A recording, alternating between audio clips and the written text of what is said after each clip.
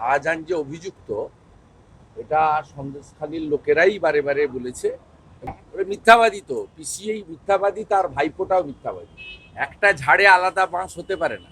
Election commission ফুল bench পিসি করেছিল না দিল্লিতে, সেদিনই তারা বলেছিল যে এবারে স্পেশালি রাজনৈতিক দল এবং নেতারা যে হেলিকপ্টার এবং চার্টার ফ্লাইট ব্যবহার করবেন সেখানে তল্লাশি করা হবে এবং সেটা ইনকাম ট্যাক্স ডিপার্টমেন্টকে দায়িত্ব দেওয়া হবে।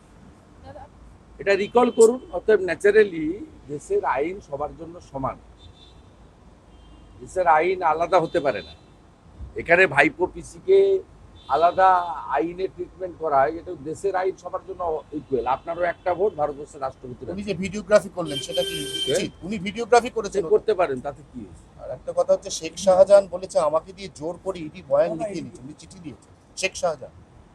আমি এটা বলতে পারবো না, ইন্টারনাল বক্তব্য, ইন্টারনাল ইনভেস্টিগেটিং এজেন্সির বক্তব্য, আমি বলতে পারবো না।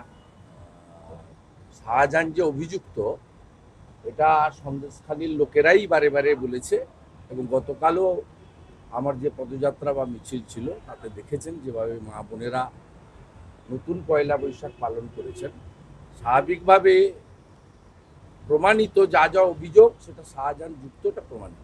দাদা, আপনি একটা টুইট করেছেন উত্তরবঙ্গের ওই ত্রাণ নিয়ে, অভিষেক মমতা বন্দ্যোপাধ্যায় ওরা মিথ্যাবাদী, তো পিসিই মিথ্যাবাদী, তার ভাইপোটাও মিথ্যাবাদী। একটা ঝাড়ে আলাদা বাঁশ হতে পারে না। যেমন ঝাড় তার তেমন বাঁশ হয়। 9 তারিখে পারমিশন পেয়েছে আর 12 তারিখে বাজার গরম করছে যে আমাদের পারমিশন দেওয়া হয়নি। পিসি আর ভাইপো দুজন মিলে বাজার গরম করেছে। আমাকে নবান্ন থেকে লোকাল পাঠিয়ে দিয়েছে, আমি আজকে টুইট করে দিয়েছি।